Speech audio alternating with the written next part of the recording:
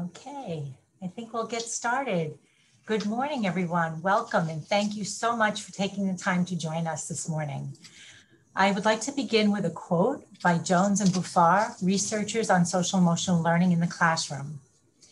Relationships are the soil in which children's social and emotional learning skills grow. Today's presentation focuses on the ruler approach to social and emotional learning. The ruler teams at Miller and Highview collaborate to bring the ruler approach to staff, students, and families. Before we move on, I would like to introduce ourselves. I'm Nancy Bonner, the principal at Highview Elementary. Good morning, everybody. My name is Mary Ellen Griffin. I'm the principal here at George Miller Elementary. Good morning, parents. Thank you for joining us today. I'm Katie Leahy, the assistant principal at Miller and Highview Elementary School. And I'm Melissa Lipson, the school counselor at both Miller and Highview. Next slide. So as Mrs. Bonner mentioned, ruler is an evidence-based approach to social and emotional learning. As you know, everything in education is acronyms, so we call that our SEL programs. It's through ruler that we're going to learn the skills to create emotionally intelligent people throughout our community. Ruler, of course, is an acronym, and it stands for recognizing emotions in self and others. So our facial expressions, our body language, tone of voice, understanding the causes and consequences of emotions, labeling emotions accurately. So really building that emotional vocabulary beyond happy, mad, sad, looking at the more granular vocabulary. So students will be learning that. Expressing emotions appropriately. So what to do with how I'm feeling and how I respond to that. And then the last R is regulating those emotions effectively. So that way I can make good choices and manage myself throughout the day in any environment.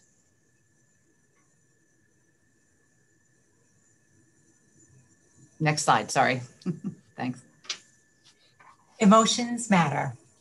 Research shows that children who are good at managing their emotions have better quality friendships and better social skills. Emotions, and of course what we do with them, influence attention, memory, and learning, obviously connected to classroom environment, decision-making and judgment, relationship quality, physical and mental health, and overall everyday effectiveness, everywhere in our lives, at home, in the classroom, at work. Emotionally skilled children have less anxiety, depression, and hyperactivity. Many health issues stem from poor emotion regulation. So knowing what to do with our emotions improves our health and well-being. And isn't that what we want for our children? So that's what this program supports in our schools. Next slide. So we need to ask ourselves, what is emotional intelligence? Emotional intelligence is something that provides a framework for understanding the role of emotions in our lives. It's the information that we have and that we can gain from our emotions, and also our ability to manage our emotions. So in other words, ruler and emotional intelligence is really about being smart about our emotions. Next slide.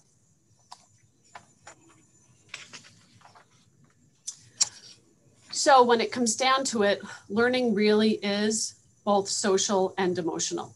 Children who can effectively manage their emotions are more likely to persevere and achieve their potential. Next slide, please. There are 4 anchor tools to ruler. The charter is a tool that each school and the classroom have. It acts as a promise where everyone agrees to how they want to feel in the classroom and when they come to school every day. A mood meter allows students and adults to check in on their emotions. The meta moment is a tool that teaches self-regulation, and the blueprint is based on creating empathy or looking at another person's point of view. Next slide. Okay, so as we start this slide, Chris, can you start the video? We'll do the video first. Thank you.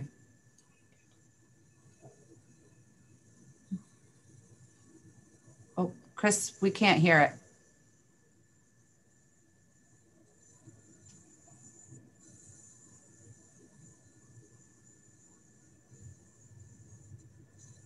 I guess we should have told you there were videos. Mood meter is our tool for building self-awareness and awareness of other people's feelings. Along two axes, one pleasantness, one energy, you are plotting your feelings. You're able to take a look and say, okay, I feel very intensely pleasant. I'm really feeling pleasant now, and I have a lot of energy about it. And then you would locate yourself, for example, in the yellow quadrant. It's a great way to have a conversation with your kids. You can come down in the morning, check in before dinner time, check in again before bedtime, and plot yourself along those two dimensions, pleasantness and energy. What are you feeling? What is your child feeling at that particular moment? And then you can begin to ask those questions that help build emotion skills. Well, what do you think you're feeling that way? And what will be the consequence of your feeling that way? What will you do now that you know you're feeling somewhat agitated or irritated, or feeling somewhat sad, or you're feeling calm and serene? What are you going to do now? What's the consequence of that feeling?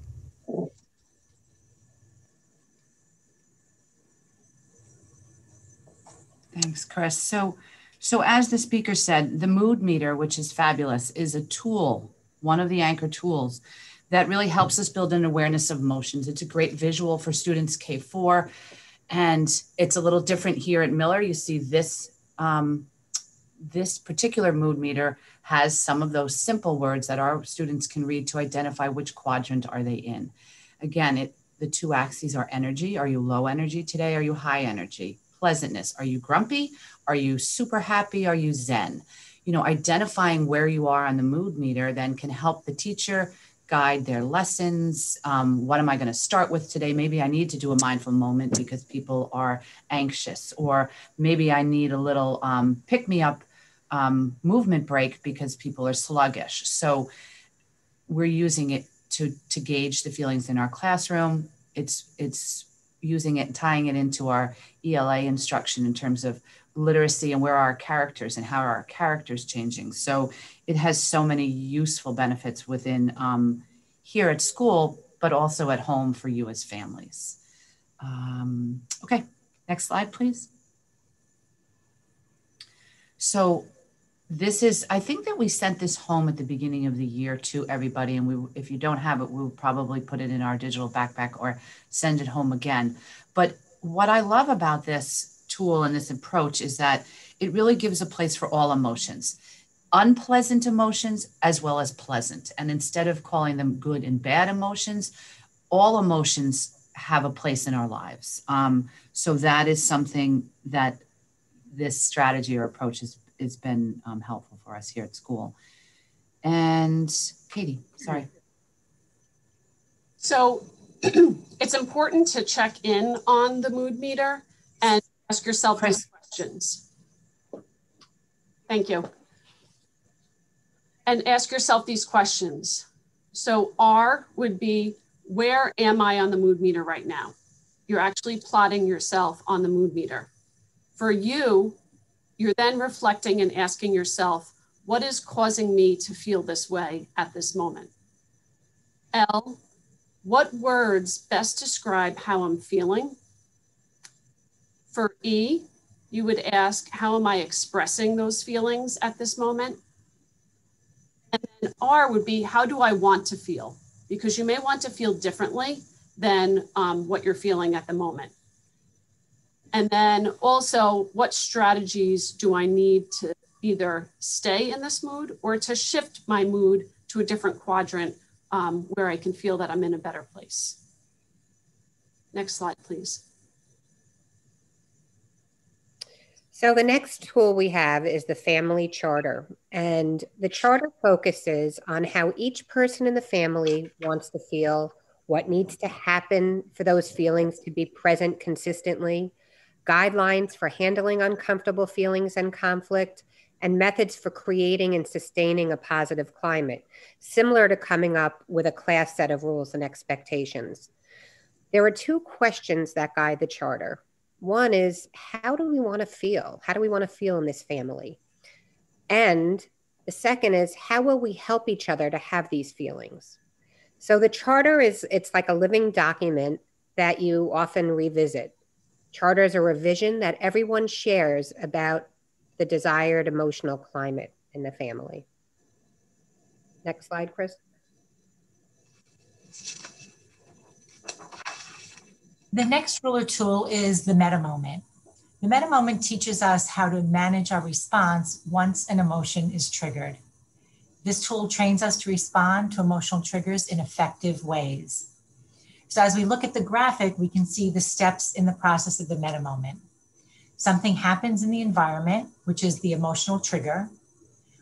We sense it, our bodies, our brain senses that trigger and begins to react or understand that it has to react. In the meta moment, what we're training ourselves to do is to stop, to take that space and take a pause to de-escalate and avoid responding in an unhelpful way. Unhelpful things that we do sometimes with our emotion are things like overeating, negative self-talk, lashing out. We want to give ourselves that moment to think about where we are and to see our best self. And then to strategize to act in a more helpful way, to reach into our toolbox and think about the strategies that we have for reacting appropriately to the emotion. That might be deep breathing, exercising, healthy eating. And then, of course, hopefully succeed in handling that emotional trigger. Of course, as we're all thinking right now, this is easier said than done. But it is very important as we work on regulating, expressing emotions that we have a framework to practice that de-escalation. And the meta moment allows us to do that. Next slide. And then the last tool is the blueprint. And the blueprint provides a structure for solving problems with empathy and understanding other people's points of view. This structure aligns with our conflict management program at both Miller and Highview, which is Kelso's Choices. Children are taught the differences between small problems that they can solve on their own and big problems where they might need to go to an adult for help. The goal is to have all students use the choices on Kelso's wheel to solve problems peacefully and on their own. And that wheel can be found on both districts' websites. Next slide. We'd like to speak to you now about family practices and how you can incorporate Ruler into your home. So families can help children build the skills of emotional intelligence by talking through how they use the Ruler skills in their lives. And then you can apply those skills to stories, characters, songs you hear on the radio, maybe movies that your family is watching together. You can also play games, such as a guessing game, where making facial expressions and body movements to act out different emotions. And your family members have to guess what exact emotion you're feeling. Next slide, please. So again, continuing family practices and emotional regulation, we can help our children learn emotional regulation strategies by practicing at home. As parents, it is challenging to model and teach the skills of emotional intelligence when your child is in that moment of experiencing strong emotions. Very important at that time. Examples would be helping children learn what calm feels like in their bodies, and that might be through deep breathing, moving to a quiet space, listening to calm music, maybe trying out sensory tools like squishy balls or glitter jars to kind of recenter the feelings and recenter their bodies. Acknowledge children's feelings, label them, let them know that their feelings matter, and then giving them time to express their feelings in appropriate ways. And modeling regulation strategies. Next slide. Okay, there are 5 New York State social and emotional learning competencies: self-awareness, self-management, social awareness, relationship skills, and responsible decision-making. When children become better self-aware, then they're able to manage their strong feelings better. When this happens, they are more equipped to solve problems peacefully, get along with others, and have rewarding, healthy, and positive relationships. When we talk about becoming more self-aware, it's about recognizing your strengths and weaknesses with a sense of confidence, having a growth mindset, which we talk about, understanding the power of yet. When we talk about self-management skills, we talk about being able to manage stress, controlling our impulses, and being able to set and achieve goals. Both at Miller and Highview, mindfulness is reinforced daily. Social awareness is understanding others and including others from different backgrounds, different cultures. Bucket filling is our school-wide character education programs that's seen at both Miller and Highview, and this program clearly demonstrates kindness and respect towards others. When we talk about relationship skills and responsible decision-making, Kelso's Choices, again, our conflict management program, is taught and reinforced, again, at both schools. All staff is involved in helping students use one of the choices on Kelso's wheel to help them solve small problems on their own. Well, one or several choices on the wheel, and knowing when to go to an adult for help. Next slide, Chris. So this is our virtual Calming Corner, and this is this can be found on both Miller and Highview's websites, also on my SEL page on Schoology. And it's an interactive room here where students and parents can access. It's a great escape room for children and parents to visit to help relax and manage strong feelings.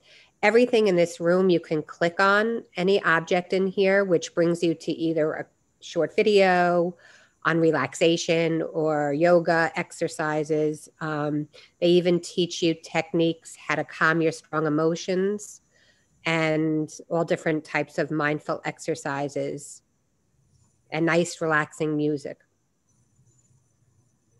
Next slide, Chris.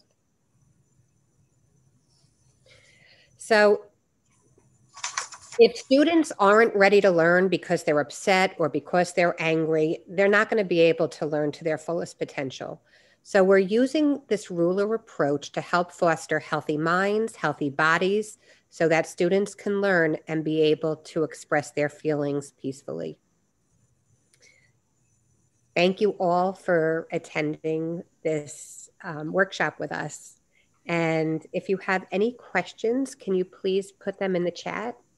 Mrs. Lipson, thank you so much. I just want to point out here on this slide, you can see some different examples of the different mood meters. So you can see up at Highview, they have the mood meter in the bottom, and with Mrs. Banks over here on the left has a bigger selection of vocabulary within each quadrant that students at Highview can read and benefit from.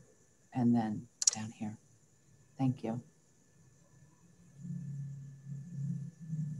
Thank you all so much for being with us and for joining us this morning.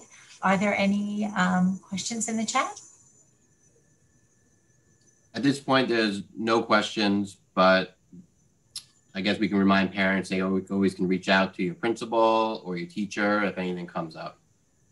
Absolutely. And we are actively doing mood meter check-ins in the classrooms. So this is really, it gives our teachers a lens into how their children are feeling on any given day. So yes, please reach out to us, reach out to teachers.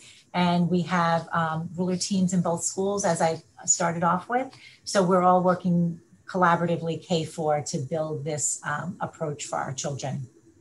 And now extending it to your homes. And please be sure also to visit the guidance page on both Miller and Highview, because there's lots of links and great tips and resources for helping your child using ruler at home and with homework, and lots of great strategies and resources on that page too. And this video will be on the website. So if you want to rewatch any portions or share it with any other parents, feel free to.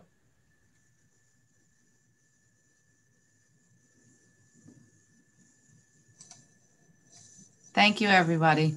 Thank you, parents. We appreciate You taking the time to come this morning. Good to see you.